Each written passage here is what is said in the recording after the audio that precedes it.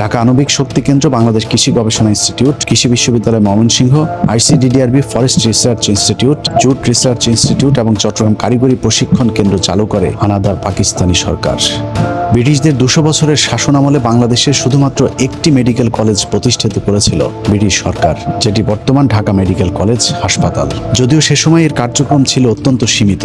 পাকিস্তানের 23 বছরে পূর্ব পাকিস্তানের নাগরিকদের জন্য চিকিৎসা সেবায় ব্যাপক কর্মসূচি হাতে নিয়েছিল পাকিস্তান সরকার, যাদের অক্লান্ত পরিশ্রমে ঢাকা মেডিকেলের বর্তমান আধুনিক রূপ দেওয়া হয়। তাদের মধ্যে বেশিরভাগই পাকিস্তানি চিকিৎসাবিদ।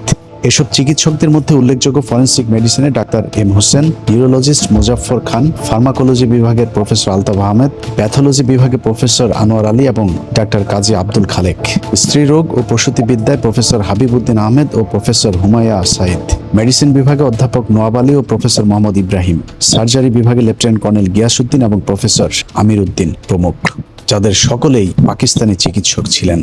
ঢাকা মেডিকেল ছাড়াও 1957 সালে চট্টগ্রাম মেডিকেল কলেজ, 1958 সালে রাজশাহী মেডিকেল কলেজ, 1962 সালে ময়মনসিংহ মেডিকেল কলেজ, একই বছর সিলেট মেডিকেল কলেজ এবং পরের বছর 1963 সালে স্যার সলিমুল্লাহ মেডিকেল কলেজ সবই পাকিস্তান সরকার প্রতিষ্ঠিত করেছিল। এছাড়া শেরেবাংলা মেডিকেল কলেজ প্রতিষ্ঠা করা হয় 1968 সালে, রংপুর মেডিকেল কলেজ প্রতিষ্ঠা করা হয় 1970 সালে, 1965 সালে institute of post graduate medical research বা IPGMR প্রতিষ্ঠা করে পাকিস্তান সরকার, বর্তমানে যেটিকে আমরা পিজি হাসপাতাল হিসেবে চিনি। 55 বছরে এই মানের কোনো পোস্ট গ্রাজুয়েট রিসার্চ ইনস্টিটিউট প্রতিষ্ঠা করতে পারেনি বাংলাদেশ।